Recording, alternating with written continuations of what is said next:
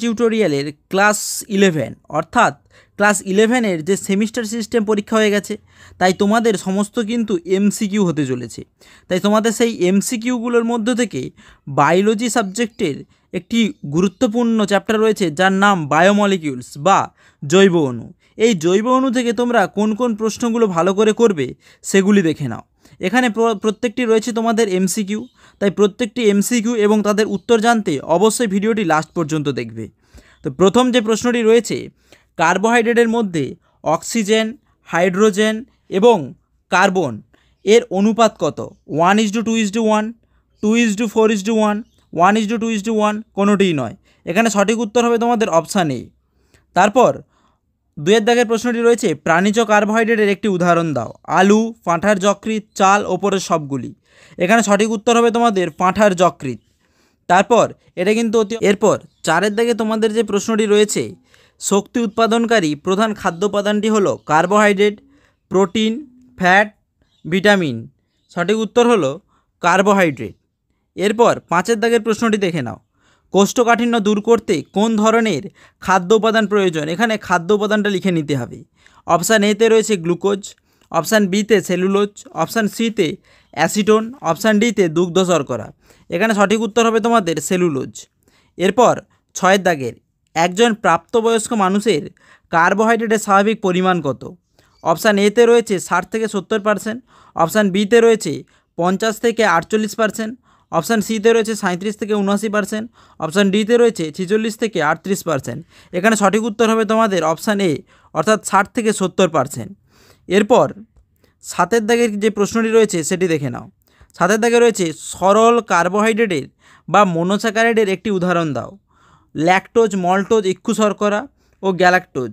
এখানে সঠিক উত্তর হবে তোমাদের গ্যালাক্টোজ। যেহেতু ভিডিওটি অতি অবশ্যই বড় হয়ে যাবে, তাই আমি অপশানগুলো বলছি না, প্রশ্ন এবং সঠিক উত্তরটি তোমাদেরকে জানিয়ে দিচ্ছি। এরপর 8-এর দাগে রয়েছে, মনোস্যাকারাইডের সাধারণ সংকেত লেখো। মনোস্যাকারাইডের সাধারণ সংকেতরা তোমাদের হোমওয়ার্ক রইল, অতি অবশ্যই প্র্যাকটিস করবে। যদি তোমরা না পারো আমাকে কমেন্ট বক্সে কমেন্ট করবে, আমিও তোমাদের উত্তরটি জানিয়ে দেব। তারপর 9-এর দাগে রয়েছে, বায়ো শর্করার একটি উদাহরণ দাও। বায়ো শর্করার একটি উদাহরণ হলো অপশান বি, এরিথ্রোজ। তারপর 10-এর দাগে রয়েছে, একটি ট্রায়ো শর্করার উদাহরণ দাও। জাইলোজ, ফ্রুক্টোজ, গ্লিসারেলডিহাইড। এখানে সঠিক উত্তর হবে তোমাদের অপশান ডি, গ্লিসারেলডিহাইড। এরপর একটি টেট্রো শর্করার উদাহরণ দাও। এখানে সঠিক উত্তর হবে তোমাদের অপশান এ, থ্রিওজ।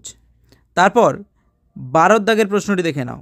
12-এর দাগে রয়েছে তোমাদের, 1 গ্রাম কার্বোহাইড্রেট দহনে কত তাপ উৎপন্ন হয়? অর্থাৎ 1 গ্রাম যদি আমাদের কার্বোহাইড্রেট ইউটিলাইজ হয়, তাহলে আমাদের বডিতে কত তাপ উৎপন্ন হয় সেটা তোমাদেরকে বলতে হবে। 12-এর দাগে রয়েছে অপশান এতে 1.4 kilo calorie, 4.3 kilo calorie, 4.1 kilo calorie, 3.4 kilo calorie. এখানে সঠিক উত্তর হবে তোমাদের 4.1 কিলো ক্যালোরি। এটা কিন্তু তোমাদের অতি অবশ্যই গুরুত্বপূর্ণ একটি প্রশ্ন। তারপর 13-এর দাগে দেখে নাও। 13-এর দাগে রয়েছে, একটি প্রাণীজ শর্করার উদাহরণ দাও।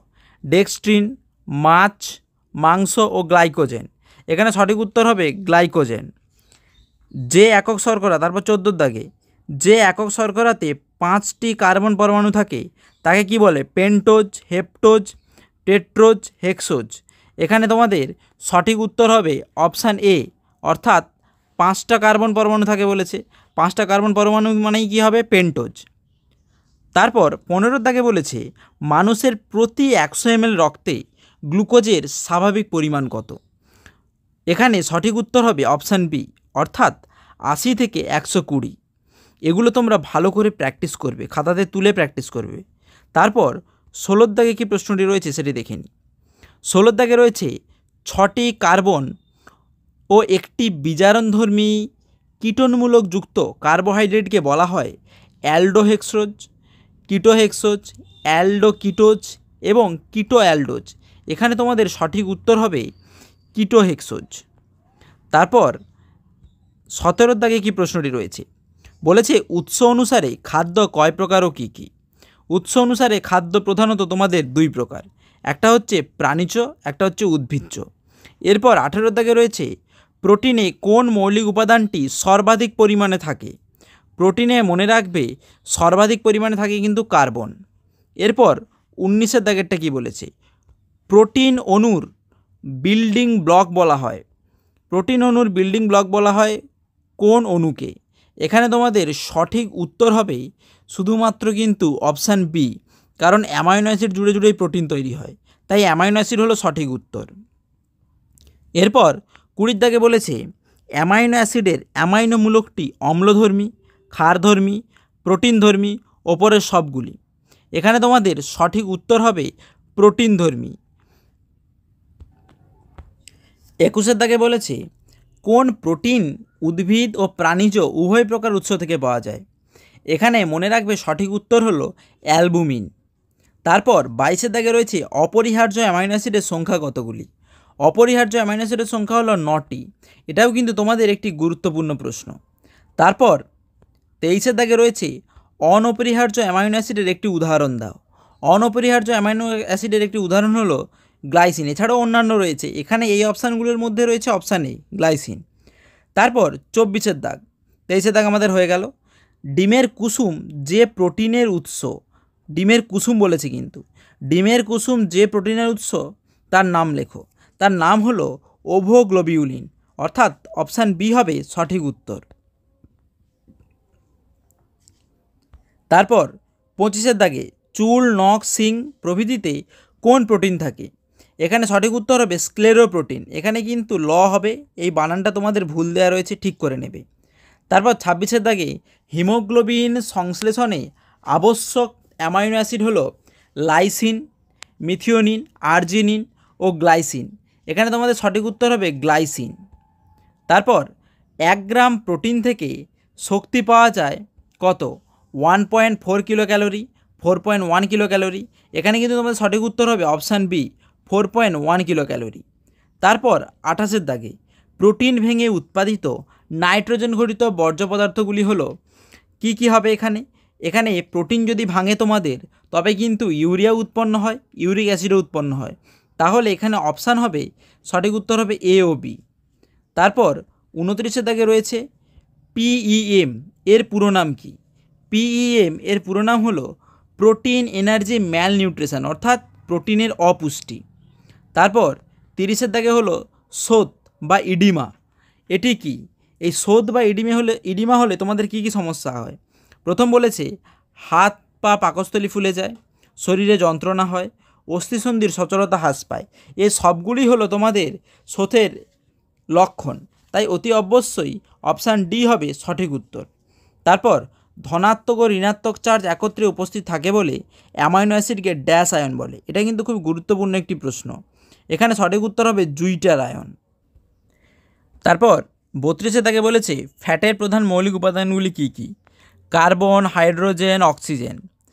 33-এর দাগে বলেছে লিপিডের যে দুটি উপাদান এস্টার গঠন করে, অর্থাৎ যে দুটি উপাদানে এস্টার থাকে সেটি হলো কি কি? সঠিক উত্তর হলো ফ্যাটি অ্যাসিড, গ্লিসারল ও অ্যামাইনো অ্যাসিড। তারপর 34-এর দাগে বলেছে উদ্ভিজ্জ তেল, এই উদ্ভিজ্জ তেলে ফ্যাট কত থাকে? এটা কিন্তু মনে রাখবে অতি অবশ্যই 100% ফ্যাট থাকে। তারপর নিচের কোনটি ফ্যাটের উপাদান? Glycerol, amino acid, ascorbic acid, cholesterol. এখানে তোমাদের সঠিক উত্তর হবে গ্লিসারল। তারপর ফ্যাটি অ্যাসিডের পরিমাণ কত? ফ্যাটি অ্যাসিড থাকে কত? 3 অণু ফ্যাটি অ্যাসিড ও 1 অণু গ্লিসারল। তাই এখানে সঠিক উত্তর হবে 3 অণু ফ্যাটি অ্যাসিড। ফ্যাটি অ্যাসিডের পরিমাণ কত? না 3 অণু। তারপর মানুষের দেহে প্রাপ্ত মোম জাতীয় পদার্থ কোনটি? সঠিক উত্তর হবে অপশান সি, কোলেস্টেরলের এস্টার। তারপর সাবান হলো প্রকৃতপক্ষে লব্ধ প্রোটিন, পলিস্যাকারাইড যৌগ, ফ্যাটি অ্যাসিড, ধাতব লবণ, কোনোটিই নয়। এখানে সঠিক উত্তর হবে ফ্যাটি অ্যাসিডের ধাতব লবণ। তারপর 39-এর দাগে রয়েছে 1 অণু ট্রাইগ্লিসারাইড ফ্যাটের আর্দ্র বিশ্লেষণে কি উৎপন্ন হয়? সঠিক উত্তর হলো 1 অণু গ্লিসারল ও 3 অণু ফ্যাটি অ্যাসিড। তারপর 40-এর দাগে রয়েছে 1 গ্রাম ফ্যাট থেকে কত তাপশক্তি পাওয়া যায়? এখানে তোমাদের সঠিক উত্তর হবে 9.3 কিলো ক্যালোরি। তারপর 41-এর দাগে বলেছে এর মধ্যে কোনটি লাইপেজ উৎসেচকের সাবস্ট্রেট, অর্থাৎ কোনটির বিরুদ্ধে লাইপেজ উৎসেচক কাজ করে? সঠিক উত্তর হবে স্নেহ পদার্থ। এটা কিন্তু গুরুত্বপূর্ণ একটি প্রশ্ন। তারপর 42-এর দাগে কী বলেছে? উৎসেচকের দৃঢ়ভাবে যুক্ত অপ্রোটিন জৈব জটিল অংশটি হলো কি? প্রস্থেটিক গ্রুপ, এটাও তোমাদের জন্য খুবই গুরুত্বপূর্ণ। তারপর 43 অর্থাৎ 43-এ কী বলেছে, কোএনজাইমে উপস্থিত ভিটামিন হলো কি না ভিটামিন B12, অর্থাৎ এই কোএনজাইমে কোন ভিটামিন থাকে, ভিটামিন B12 থাকে। এই ছিল তোমাদের 43 গুরুত্বপূর্ণ প্রশ্ন। এই গুরুত্বপূর্ণ প্রশ্নগুলো করলে কিন্তু তোমরা অতি অবশ্যই 100% কমন পেতে চলেছো। তাই এখনও যারা আমার চ্যানেলটিকে সাবস্ক্রাইব করোনি অতি অবশ্যই চ্যানেলটিকে সাবস্ক্রাইব করে দিও এবং বন্ধুদের মধ্যে শেয়ার করে দিও। ফিরে আসছি পরের ভিডিও নিয়ে।